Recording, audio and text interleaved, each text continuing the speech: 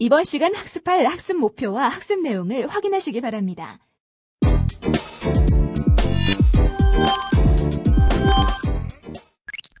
오늘은 지난 시간에 이어서 CGMP 중에서 장비에 대한 거 얘기를 하고자 합니다. 다음 슬라이드 보십시다.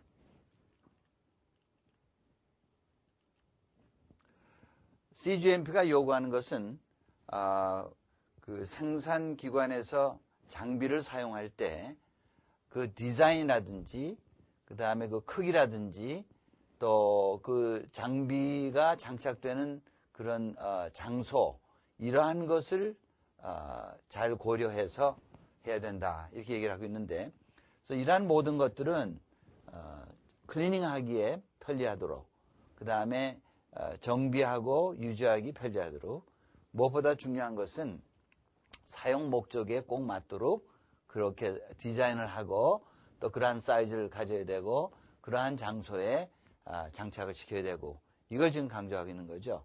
여기 이제 컨스트럭션이라고 하는 얘기는 이러한 모든 장비를 만들 때 예를 들어서 재질, 플라스틱으로 쓸 것인지 아니면 스테인리스 스틸을 쓸 것인지, 또는 그 중에서도 어느 등급의 스테인리스 스틸을 쓸 것인지 이러한 것도 결정을 해서 고려해야 된다 하는 것을 강조하고 있죠. 다음 슬라이드 봅시다. 그리고 이제 이런 장비를 클리닝하고 그 다음에 메인테넌스 하는 이런 거 관련해서 또 CGMP가 요구하고 있는데, 첫 번에 이러한 모든 장비들과 거기에 붙어있는 모든 부속 기기들은 적당한 간격을 두고 청소하고 그 다음에 유지시켜야 된다 이러한 얘기를 하고 있고, 그 다음에 이러한 걸 하기 위해서 항상 우리가 마음속으로 기억해서 하는 게 아니고 모든 작업을 할 때는 쓰여있는 그런 도큐멘트를 통해서 해야 되는데, 흔히 우리가 많이 말하는 SOP, 즉 Standard Operating Procedures, 이런 것을 우리가 기록을 해가지고 또 이런 순서에 따라서 모든 일을 해야 된다. 이것을 CGMP가 강조하고 있습니다. 제일 여러 시간 전에 얘기한 것처럼 CGMP에서 가장 중요한 것 중에 하나가 document입니다. 문서가 되어 있지 않으면 CGMP로 인정을 받을 수 없다는 거죠. 그래서 어떤 사람들은 CGMP를 Current Good Manufacturing Paper라는 이런 농담까지 나오게 된 거죠. 자, 한번 보십시다.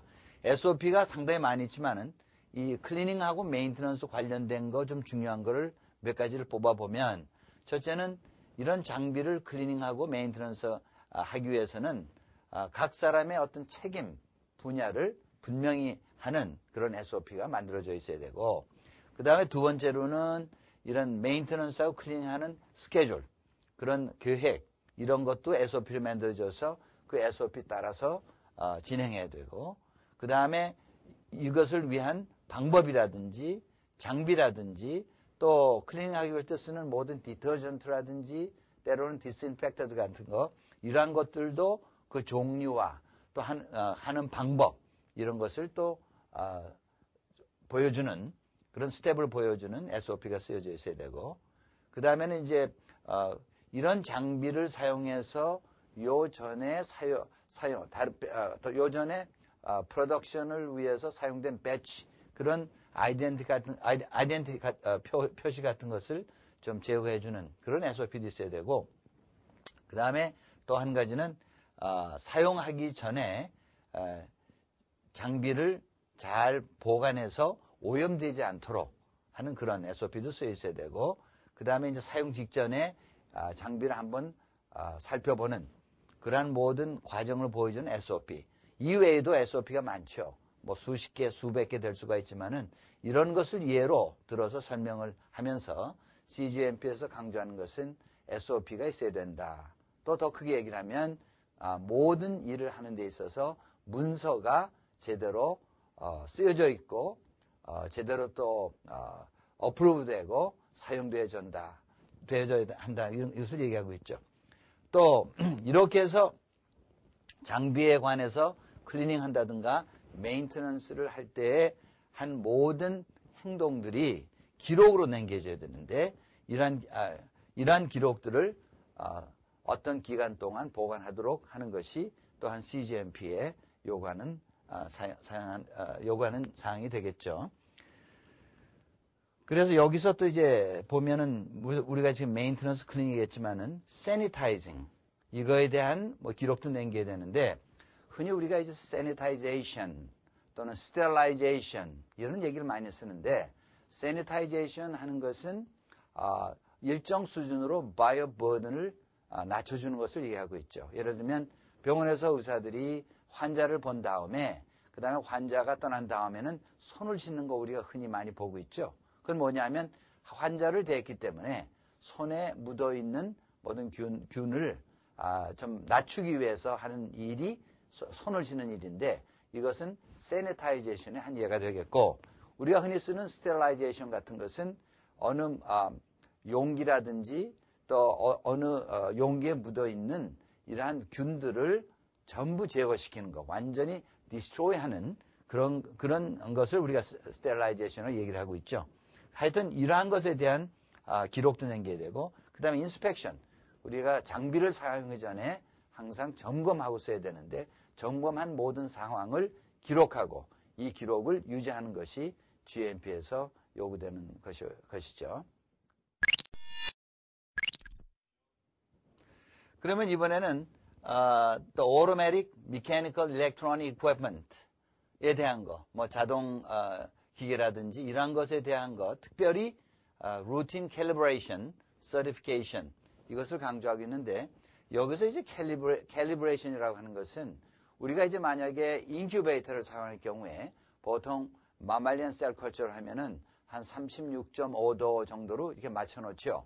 그런데 밖에서 우리가 그 온도를 기록하게 되면 온도 기록계를 보고 우리가 이제 기록을 하게 되는데 예를 들어서 밖의 기록은 36.5 이렇게 되면 우리가 그것을 기록하게 되는데 실제로 스탠다드 서모미터를 집어넣고 그 안에 온도를 재보면 때때로 36.5가 아니고 36.1 이렇게 차이가 나는 경우가 있습니다. 그러면 실제로는 인큐베이터 속의 온도는 36.1인데 밖의 게이지에서 나타난 거는 36.5이기 때문에 밖에 나타난 게이지를 우리가 조정해서 36.1로 이렇게 하는 과정을 우리가 calibration, 우리말로 보정이라고 하죠. 그래서 우리가 사용하는 모든 기계에는 대부분의 이러한 그 게이지들이 많이 붙어 있어요. 이러한 것들은 적당한 간격을 두고 이렇게 calibration 해서 확실한 그런 상황을 알 수 있도록 하는 거. 이것이 이제 CGMP가 요구되고 있는 것이죠. 그래서 예를 들면 우리가 오토클레이브 같은 거 보면 거기 온도를 나타내는 게이지도 있고 그 다음에 이제 프레셔를 나타내는 게이지도 있고 거기 또 타이머도 붙어 있고 등등 이런 것들이 사실을 나타나는 것이 진짜 그 온도와 시간과 이게 정확한가 안 한가 이것을 우리가 점검하고 써야 되기 때문에 대부분의 오늘날 쓰는 장비들에 붙어있는 게이지들은 보통 한 6개월에 한 번씩 점검해서 또 필요하면 캘리브레이션 하고 그렇게 해서 서티파이해서 쓴 다음에 이러한 모든 장비에는 그것을 캘리브레이션 한 날짜라든지 또 캘리브레이션 한 사람의 이니셜 또 다음 캘리브레이션 한 날짜 이런 것들을 다 기재해가지고 붙여두는 것이 보통입니다. 그래서 이런 걸 영어로 스티커라고 얘기하죠. 서티피케이션 스티커가 각 장비마다 붙어 있어야 된다. 이런 것은 이제 CGMP가 요구하고 있는 것이죠. 다음 슬라이드 봅시다. 그 다음에는 이제 CGMP에서 소위 Automatic Mechanical Electronic Equipment에서 특별히 컴퓨터에 대해서 얘기를 하고 있는데 사실은 우리가 오늘날은 누구나 다 컴퓨터를 쓰기 때문에 여기 나와 있는 상황들은 다 루틴하게 하는 일이지만은 하여튼 여기 써 있으니까 한번 훑어보십시다. 그 컴퓨터를 우리가 쓸 경우에는 limited access. 아무나 컴퓨터에 들어가서 데이터를 변경한다든지 뺀다든지 또 이런 것이 있으면 안 되니까 우리가 늘 한 것처럼 limited access. 항상 뭐 자기 비밀번호를 쓴다든지 이런 걸 우리가 해야 되겠고 그 다음에 이제 컴퓨터에다 입력할 때는 입력한 데이터가 정확하다는 것을 확인할 수 있는 그런 방법이 강구돼야 되겠고, 그 다음에 이제 백업 파일을 서제스트하고 있는데, 이것은 우리가 컴퓨터를 가지고 우리가 일을 하다 보면 어떤 때 전기가 나가면 한두 시간 집어넣었던 데이터가 다 없어지는 경우도 있고, 이런 걸 방지하기 위해서 항상 무슨 디스크에 집어넣는다든지 하드 디스크에 넣는다든지 또는 프린트아웃도 괜찮아요. 이런 것을 항상 만들어 두어서 이러한 것을 대비할 수 있도록 하는 것을 CGMP가 요구하고 있습니다. 그래서 오늘날은 컴퓨터에 나중에 또 밸리데이션 문제가 나올 때 좀 더 자세히 얘기를 하고 이 정도로 합시다. 그 다음 슬라이드는 이 슬라이드는 우리가 오토클레이브를 사용해서 주로 멸균을 많이 하는데, 어떤 화학 물질 같은 것은 그 오토클레이브를 사용해서 되지 않는 것이 있죠. 예를 들면 오토클레이브는 온도가 120도, 130도 상당히 높은 온도이기 때문에 그 높은 온도에서는 그 물질이 파괴되는 경우가 있으므로, 이러할 경우는 우리가 오토클레이브 같은 걸 사용할 수 없고, 필트레이션, 소위 스테일 필트레이션이라는 그런 방법을 통해서 멸균하는 그런 또 방법을 사용하게 되는데, 또 우리가 이런 것을 할 때 주의할 것은 non-fiber releasing filters. 과거에는 모든 필터가 주로 성면으로 만들어진 걸 많이 썼죠. 그런데 이러한 것들을 우리가 이제 쓰지 않아야 되고, 이 얘기네. 성면 같은 거는 우리가 쓰지 않아야 되고, 그 다음에 쓰는 필터가 거기서 물질을 배출해서는 안 되고, 그 다음에 그 포화 사이즈는 0.2나 0.22 마이크론 이런 정도로 사용해야 된다. 이런 걸 하겠죠. 과거에는 0.45 마이크론을 썼지만은 지금 여러분 아시다시피 브레빈디모나스 디미누타 같은 것은 0.3 마이크론 크기가 그렇기 때문에 0.45는 멸균 필터라고 인정받지 못하죠. 그래서 0.2 또는 0.2 양쪽으로 통용이 됩니다. 이것을 사용해야 된다. 그렇게 지금 요구를 하고 있죠. 그 다음에 이 필트레이션 과정을 우리가 밸리데이션 하기 위해서는 일단 10의 7승 콜로니 포밍 유닛, 그 필터 1제곱센치당 이것을 챌린지해서 그 다음에 하나도 여과되는 게 없어야 되는데, 요거에 대해서는 한번 우리 칠판을 보고 설명을 해봅시다. 자, 여기 이제 전형적으로 우리가 많이 쓰는 그 필터 유닛이 있죠. 여기서 이제 여기에 우리가 필터하고자 하는 용액이 이 속에 들어있고, 또 여기 지금 그린 것처럼 이것은 지금 필터입니다. 저기서 얘기하는 소위 말하는 0.2 또는 0.22 마이크론의 필터가 있으면 이걸 통해서 용액이 이제 스테릴 필트레이션, 묵인 요과를 하게 되는데, 이럴 때 이쪽에 소위 이걸 업스트림 사이드,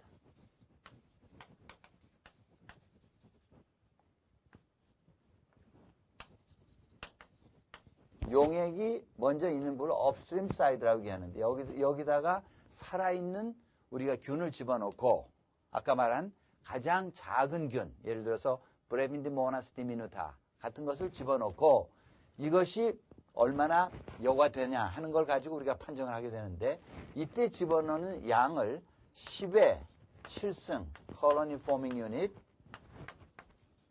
다시 말하면 이 필터의 1제곱센티미터당 10의 7승 콜로니 포밍 유닛을 집어넣고, 그 다음에 예를 듭시다. 만약에 이 필터 사이즈가 10제곱센티미터라고 한다 그러면 10의 7승 곱하기 10, 당연히 10의 8승 콜로니 포밍 유닛, 이것을 집어넣고 세균 하나도 여기 여과되지 않아야 합격된다는 거, 이 스탠다드를 지금 보여주고 있는 것이죠.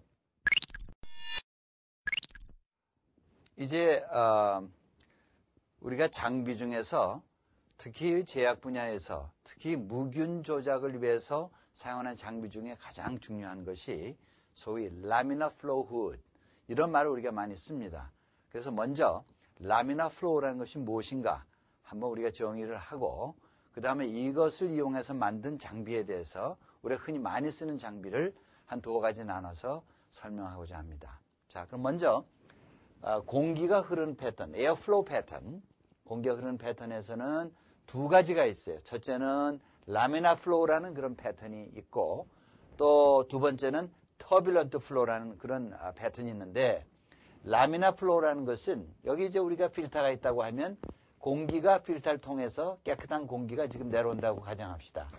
그럼 여기 사람이 있어 일하는데 이 사람 머리에 뭐 먼지가 묻었다고 우리 가정을 합시다. 그러면 이러한 소위 헤파 필터 같은 깨끗한 그런 공기를 만드는 필터를 사용해서 우리가 할 경우에 여기서 이제 공기가 나올 때 공기가 첫째는 이렇게 같은 방향으로 공기가 움직이는 것. 이것이 라미나 플로우가 되기 위한 첫째 요건이고 그 영어로 unidirectional movement 이렇게 얘기를 하죠. 그 다음에 또 한 가지는 움직이는데 같은 방향으로 공기가 움직이는데 항상 평행하게 in parallel fashion 평행하게 움직이는 이러한 공기의 흐름의 패턴을 소위 라미나 플로우 패턴이라고 얘기를 하죠. 그런데 여기에 반대된 개념은 터뷸런트 플로우라고 그래서 공기의 방향성도 제각각이고 또 평행하게 움직이지도 않는 그런 모든 공기의 흐름을 우리가 터뷸런트 플로우라고 얘기를 합니다. 그래서 그 그림으로 표시하면 여기는 지금 공기가 소위 라미나 플로우 패턴을 이루고 있어서 만약에 이 사람 머리 위에 먼지가 묻었다 할지라도 깨끗한 공기가 내려오면 이것이 스쳐서 가기 때문에 점점 깨끗해질 수 있고 깨끗함을 유지할 수 있는데 똑같은 필터라고 할지라도 이 공기가 내려오는 것이 이 방향성이 별로 없고 다시 말하면 이렇게 내려왔던 게 올라도 가고 하기 때문에 최초에는 깨끗한 공기가 여기 묻어있는 먼지를 씻어내지만 이것들이 다시 올라오기 때문에 결국 터뷸런트를 이루어가지고 오염을 시키는 이런 결과가 되는 거죠. 그래서 이러한 상황을 우리가 잘 이용한다고 하면 깨끗한 우리가 물질 같은 것을 보관할 수 있기 때문에 보존할 수 있기 때문에 특별히 무균 조작할 때는 우리가 파티클을 항상 컨트롤하지 않으면 파티클을 타고 다니는 미생물도 컨트롤할 수 없으므로 이러한 현상을 이용해서 우리가 많이 쓰는 것을 우리가 라미나 플로우 훗 이렇게 얘기를 합니다. 또 라미나 플로우 훗에서는 두 가지가 있죠. 하나는 클린 벤치 또는 때때로 클린 부스라는 얘기를 하는데 이건 모양이 차이지만 원리는 같죠. 클린 벤치가 있고 또 한 가지는 Biological Safety Cabinet 또는 BSC라고 얘기를 하죠. 이런 두 가지가 있는 건데 여기서 우리가 좀 주의할 것은 클린 벤치는 원칙적으로 그 제품을 보호합니다. 프로덕트. 이건 보호하는데 클린 벤치다 하면 사람이라든가 사람은 보호하지 않고 또 환경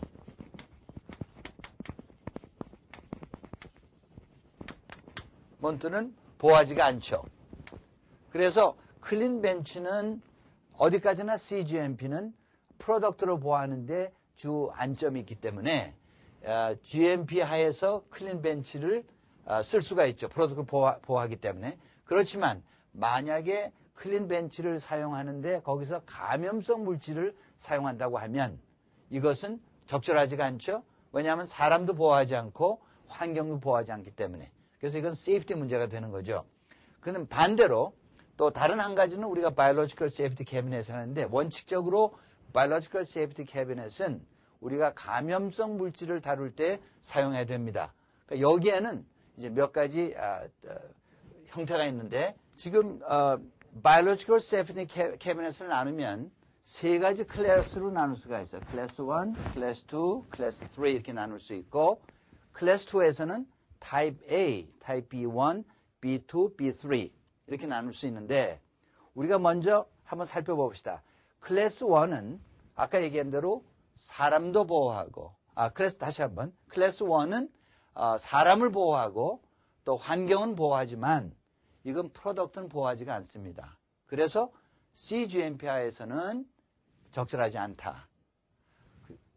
반면에 클래스 2하고 클래스 3는 프로덕트도 보호하고 사람도 보호하고 환경도 다 보호하므로 이것은 CGMP에도 맞고 안전성, 세이프티에도 맞는 거가 되죠. 그러면 문제는 클래스 2를 우리가 제일 많이 쓰는 그러한 BSC인데 그중에 네 가지 타입이 있어요. 그래서 타입 A는 70% 에어가 리서큘레이트 세션 하는 거고, B2는 30%. 그 다음에 B1은, 그 다음에 B2와 B3는 0%. 그래서 이건 한번 들어간 공기가 30%는 밖으로 나가고 70%는 계속 도는 거. B1은 반대로 30%만 계속 돌고 70%는 빠져나가는 거. 그 다음 B2, B3는 한번 들어가면 다시 리서큘레이션 없이 완전히 빠지는 거. 그래서 우리가 화학 독성 케미컬을 쓴다든가 이런 거 쓸 경우는 A나 B는 적절하지가 않죠. B1은 항상 이런 걸 써야 된다. 이제 이러한 것을 우리가 이제 알아야 되겠죠. 그 다음에 클래스 3는 완전히 막혀서 밖에서 직접 집어넣을 수 없는 물건 같은 걸 집어넣을 수 없는 그런 건데 이것은 다음 우리 슬라이드를 통해서 한번 보십시다. 그러면 이제 조금 전에 얘기한 라미나 플로우 후스에 대해서 한번 몇 가지 종류를 한번 살펴보십시다. 근데 그 중에서 특별히 Biological Safety Cabinet 조금 전에 얘기한 대로 거기에 클래스 3개의 클래스가 있고 또 클래스 2에는 타입이 4개가 있는데 한번 훑어보십시다. 이 그림은 Biological Safety Cabinet 클래스 1 그런 타입인데 여기에서 이제 방 공기가 이 훗 안으로 들어가죠. 들어가고 여기서 이제 작업이 이루어지고 그 다음에 들어갔던 공기가 쓴 다음에는 다시 이렇게 해서 배기가 되는데 밖으로 나가기 전에 헤파 필터를 대서 소위 환경을 보호하게 되는 거죠. 깨끗한 공기가 나가기 때문에. 그래서 아까 얘기한 대로 이거 CGMP는 어디까지나 프로덕트를 보호하는 데에 주 안점을 두고 있기 때문에 CGMP에서는 이건 프로덕트를 보호하지 않기 때문에 적합치 않다. 이 얘기를 우리가 했습니다. 그 대신에 여기에서 이제 작업하는 사람은 앉아서 일하게 되는데 이 사람은 보호가 되고 왜냐하면 여기에서 오염물들이 나오지 않기 때문에 일방 통행을 하기 때문에 또 환경도 보호하고 그래서 안전면은 사람과 환경을 보호하는 면에서는 사용해도 되겠다. 뭐 이렇게 설명할 수가 있겠죠. 그 다음 우리 타입을 보십시다.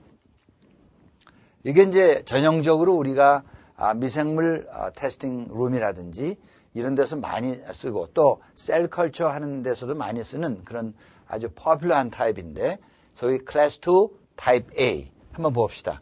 여기 이제 사람이 앉아서 일을 하고 방 공기가 일로 들어와서 여기 보면 그 메탈 피스가 있는데 거기 모두 구멍이 뚫어져 있는 그런 데로 이제 공기가 들어가면 이 공기가 아래로 내려와서 여기 이제 블로어가 있어가지고 공기를 올려주면 70% 공기는 요 헤파 필터를 통해서 아래로 내려오고 30%는 다시 헤파 필터를 통해서 밖으로 빠지고 이런 형태로 돼 있죠. 그러면 여기서 들어왔던 공기, 소위 더러운 공기가 올라가지만 헤파 필터를 통해서 통과되면 깨끗한 공기가 돼서 이 공기의 일부는 앞쪽으로 다시 들어가게 되고 또 일부는 뒤쪽에 또 여기 perforated metal plate가 있어가지고 이쪽을 통해서 들어가니까 깨끗한 공기로 지금 완전히 막을 형성하는 거죠. 소위 아주 배리어를 형성해서 요 사이 공간에서 우리가 무균 조작을 할 수 있는 것이죠.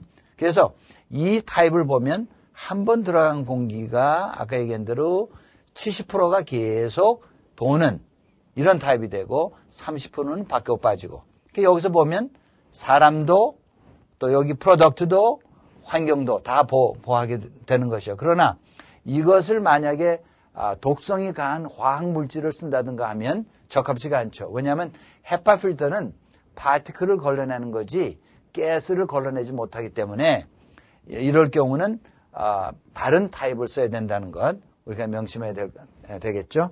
그 다음 타입 보십시다.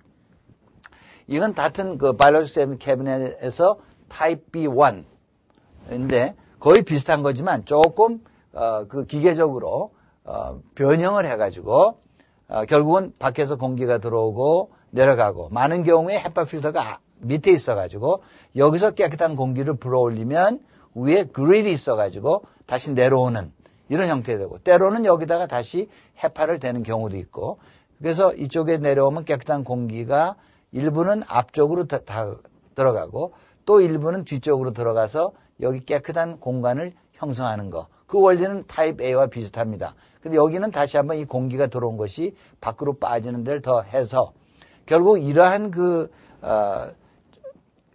소위 그 변형을 만들어 가지고 여기서는 30% 공기만 계속 돌고 30% 공기만 계속 돌고 70%가 밖으로 빠져나갈 수 있도록 이렇게 된 것이 소위 타입 B1이 되는 거죠.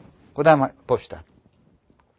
타입 B2는 약간씩 좀 변경을 해가지고 자, 한번 봅시다. 여기서 공기가 들어오고 그 다음에 이 공기가 다시 들어온 다음에 올라가서 헤파 필터를 통해서 내려오는데 역시 비슷하게 양쪽으로 갈라지고 그래가지고 여기서 이제 디자인은 들어왔던 공기는 다시 돌지 않도록 그렇게 조정을 해서 100%가 밖으로 나가는 그런 거고 또 공기가 이쪽에서만 들어오는 게 아니고 위에서도 공기가 들어와서 합세를 하죠. 그래서 이러한 조작들을 해가지고 100% 공기가 빠지고 그 다음에 들어왔던 공기는 다시 돌지 않도록 한 것이 소위 타입 B2. 그래서 이런 것은 우리가 독성 화학 물질을 쓴다든가 라디오 아이소톱이라는 거 할 때는 이런 것이 적절한 거가 되겠죠.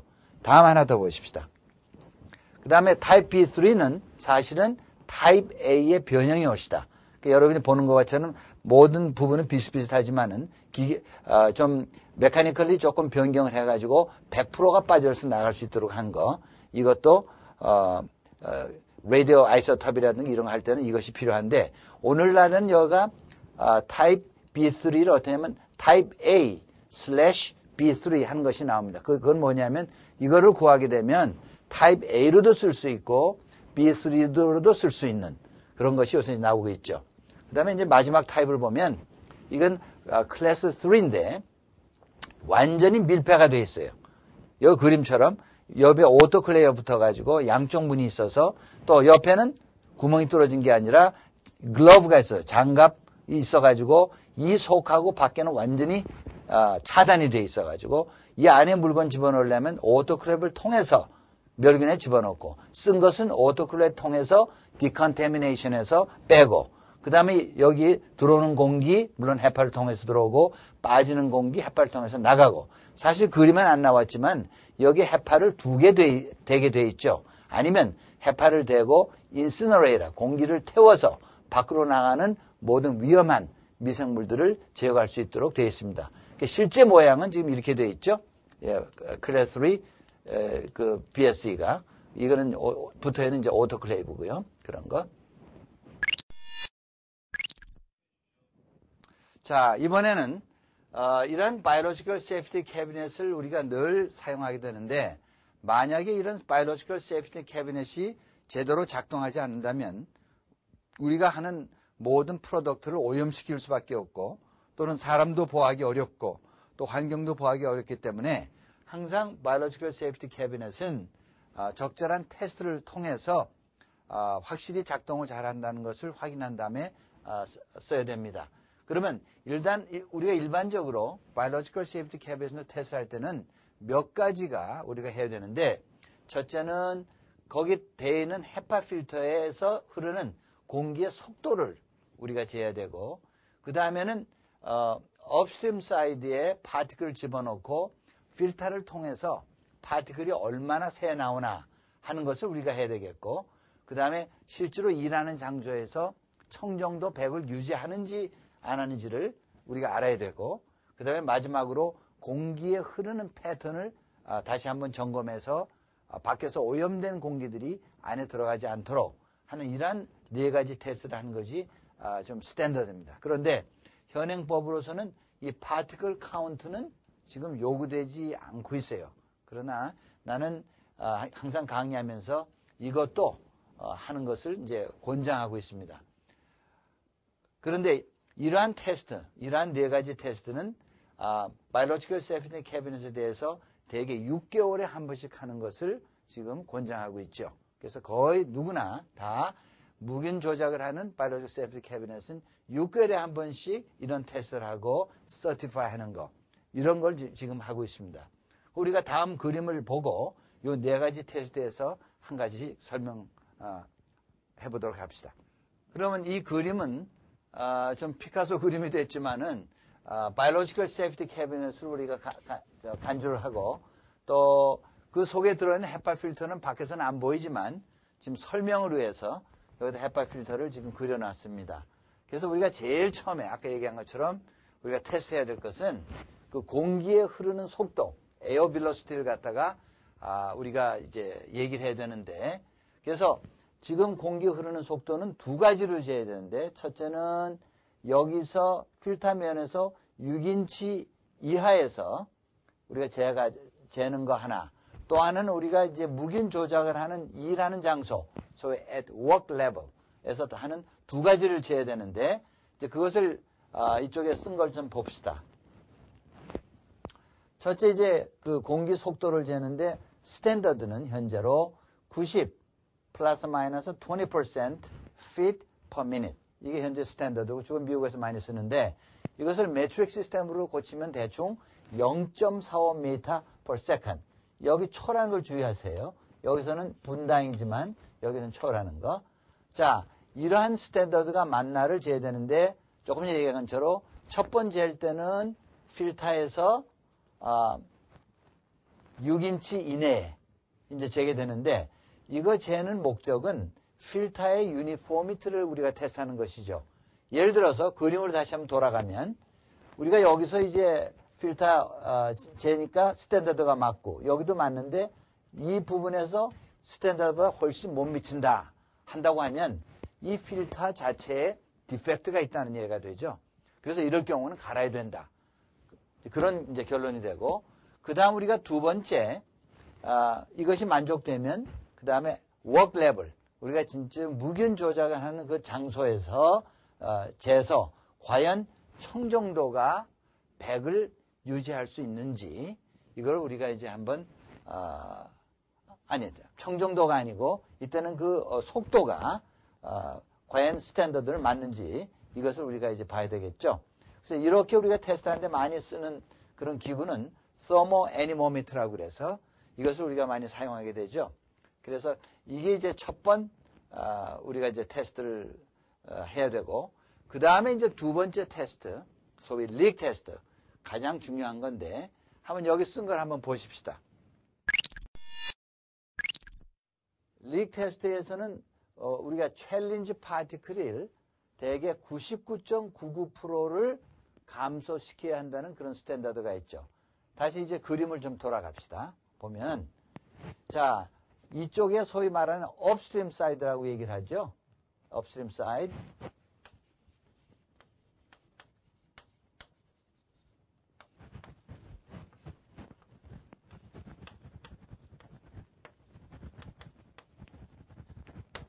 그래서 이쪽이 업스트림 사이드. 다시 말하면 파티클을 여기다 집어넣고 그 다음에 이 필터 아래서 파티클이 얼마나 새는가 하는 걸 검사하는 게 바로 릭 테스트가 되겠죠.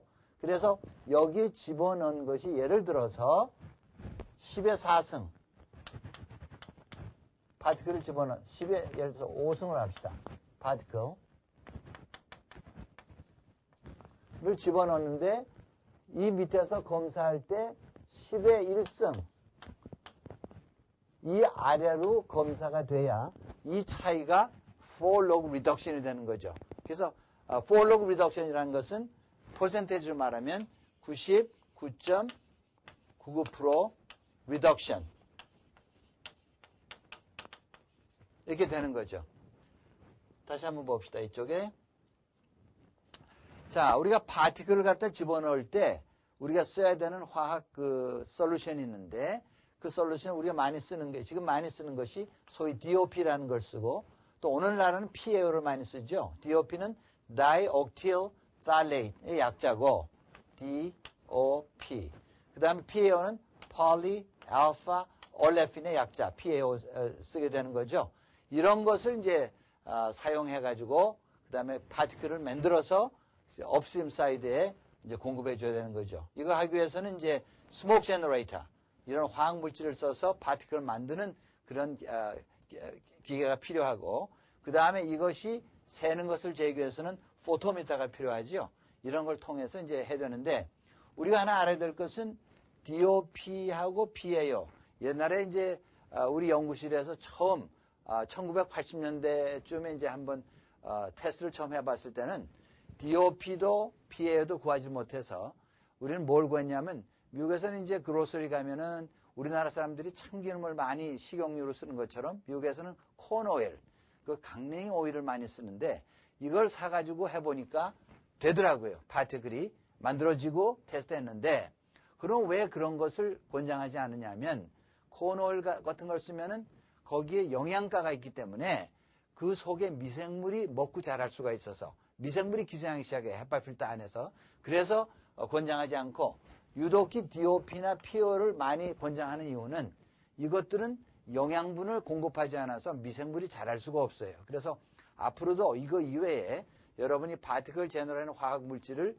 만약에 개발한다고 하면 미생물이 자라지 않는 그런 것 중에서 골라야 될 것입니다. 그 다음에 이제 세 번째 테스트로는 소위 파티클 카운트를 하게 되는데 이것은 앞에서 말한 것처럼 워크랩을에서 우리가 파티클 카운트 한다는 것은 청정도가 얼마나 잘 유지되느냐 보기 위해서 파티클 카운트를 하기 때문에 항상 무균 조작을 하는 그런 일하는 장소에서의 파티클 카운터가 요구되는 청정도를 충족시켜야 된다 하는 게 됩니다. 그래서 우리가 다시 한번 지난 시간에 우리가 공부한 걸 생각해 보면은 무균 조작할 때 우리가 꼭 필요한 청정도는 소위 클래스 100. 이거는 이미 정의를 했죠. 1 cubic 속에 들어있는 파티클 수. 그때 파티클 크기는 0.5 마이크론 또는 그보다 큰 것을 쟀을 때 100이 넘지 않는 것을 우리가 클래스 100이라고 청정도 100이라고 정의를 했죠. 그것이 이제 맞나 안 맞나 하는 걸 이제 봐야 되는데 조금 전에도 얘기했지만은 이 파티클 카운트는 현행법에서는 요구되지는 않습니다. 그러나 나는 여러분한테 추천하고 싶은 것은 청정도 재는 것 자체가 그렇게 어려운 일도 아니고 또 이러한 청정도를 재면 확실히 우리가 무균 조작하는데 클래스 100 된다는 것을 확인할 수 있으므로 추천을 합니다. 물론 이제 파티클 우리가 카운트할 때는 파티클 카운터가 있어야 되겠죠. 그 기계로서는. 그래서 지난번 얘기한 것처럼 파티클 카운터에 보면은 그 파티클 사이즈 조정하는 게 있습니다. 0.2, 0.3, 0.5. 그래서 우리가 지금까지 데피니션을 쓴 거는 0.5 마이크론이나 그보다 큰 것을 쟀을 때의 청정도 100을 유지했는데 만약 여러분이 0.3이나 0.2나 다른 사이즈를 선택한다고 하면 이 수치가 달라질 수가 있죠. 그래서 지난번 공부한 거 다시 한번 훑어보고 또 그걸 한번 참고하시길 바랍니다. 그러면 이제 마지막으로 Biological Safety Cabinet의 이제 테스트 중에는 에어플로우 패턴. 과연 방 공기가 제대로 들어갈 곳으로 들어가는지 아니면 제가 이제 몇 년 전에 브라질 한번 실사 갔다가 거기서 개발한 바이올로지컬 세프티 캐비넷을 한번 본 일이 있는데 상당히 자기들이 디자인해서 만들었다고 자랑스럽게 생각해서 소위 말하는 스모크 튜브를 가져와서 띄워봤더니 밖에 공기가 안으로 막 들어가더라고요. 그 얘기는 뭐냐면 결국 디자인이 잘못돼가지고 그래서 앞에 나온 테스트를 다 한다 하더라도 마지막에는 그 에어플로우 패턴을 우리가 다시 한번 점검해서 더러운 공기가 그 안으로 들어가지 않는 것을 확인할 필요가 있죠. 이렇게 하기 위해서는 소위 스모크 튜브라고 그래서 오늘날에는 그 손가락만한 하얀 튜브인데 튜브를 깨뜨리면 그 안에서 하얀 연기가 나옵니다. 파티클이. 그러면 그 파티클을 우리가 움직이는 것을 보아서 공기가 어떻게 흐르는지를 알 수 있기 때문에 이러한 것들을 하는 것이 이제 필요하게 되겠죠. 그래서 사실은 옛날에 한 1980년대 처음으로 우리 연구소에서 할 때는 이 스모크 튜브 같은 거 없어가지고 어떤 사람 담배 피우는 사람 담배 불을 좀 빌려다가 그렇게 테스트해 본 일도 있어요. 물론 이걸 여러분한테 권장하지는 않지만 이런 경험이 있기 때문에 내가 이제 참고로 얘기를 합니다.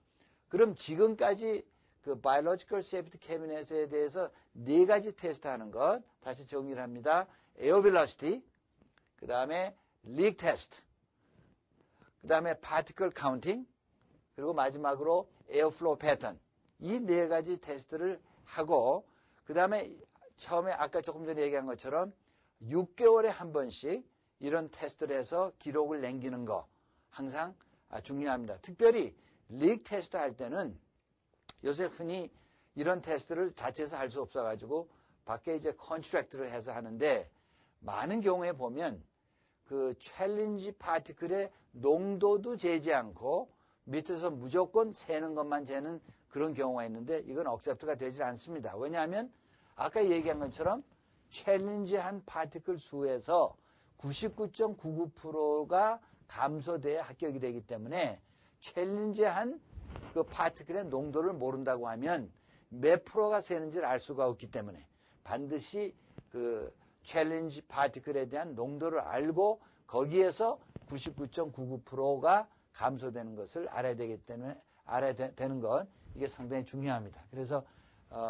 여러분도 앞으로 이제 실사를 한다든가 이럴 경우에는 무조건 릭 테스트 합격시킬 것이 아니고 농도가 챌린지하는 업스트림 사이드에 얼마나 되는지를 알고 그것이 얼마나 새는지 퍼센트 또는 럭으로 계산해서 이러한 정도가 합격 맞지 않으면 합격이 안 된다는 것 그걸 명심해 주길 바랍니다. 오늘 이 시간에는 그 장비에 대해서 우리가 좀 살펴봤죠.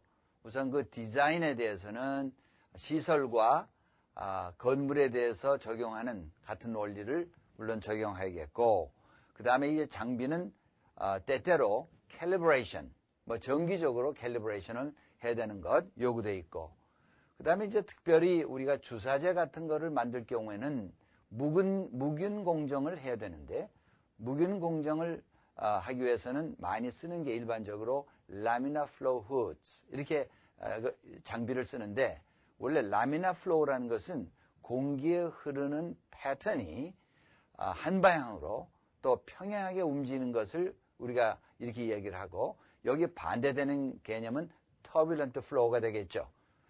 이러한 라미나 플로우 그런 현상을 사용해서 만들어진 그 장비에 크게 나누어서 클린 벤치가 있고 또 하나는 바이올로지컬 세이프티 캐비넷이 있죠.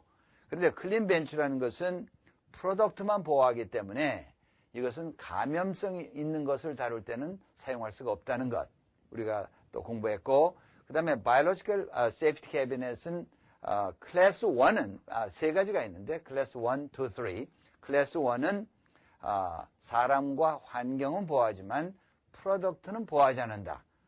따라서 클래스 1 바이올로지컬 세이프티 캐비넷은 무균 조작을 위한 생산에는 적절치 않다. 우리가 공부를 했고 클래스 2에는 타입이 네 가지가 있죠. 타입 A, B1, B2, B3. 그래서 타입 A는 70% 에어가 리서큘레이션 하는 거, B1은 30%, 그 다음에 B2, B3는 리서큘레이션 하지 않고, 그래서 우리가 라디오 아이소톱을 쓴다든가, 톡식 케미컬을 쓸 경우는 타입 A나 B1은 적절치 않다. 우리가 공부를 했고, 그 다음에 이제 클래스 3, 바이올로지컬 세이프티 캐비넷은 완전히 클로즈 상태에 있는 것, 그래서 속에 있는 오염물들이 사람이라든지 환경을 오염시키지 않도록 된 그런 캐비넷을 일컫는다고 얘기를 했죠. 그래서 이러한 모든 바이올로지컬 세이프티 캐비넷, 그 다음에 클린 벤치 같은 데서는 그 파티클을 걸러내는 헤파 필터를 장착하게 되는데 이러한 헤파 필터는 정기적으로 우리가 테스트를 해야 되고 그 테스트 중에 중요한 것은 그 velocity, 공기의 흐름 속도, 그 다음에 leak test, 그 다음에 airflow pattern 이런 것들을 항상 해야 되는데 보통 6개월에 한 번씩 하는 것을 추천하고 있다는 것을 공부했습니다.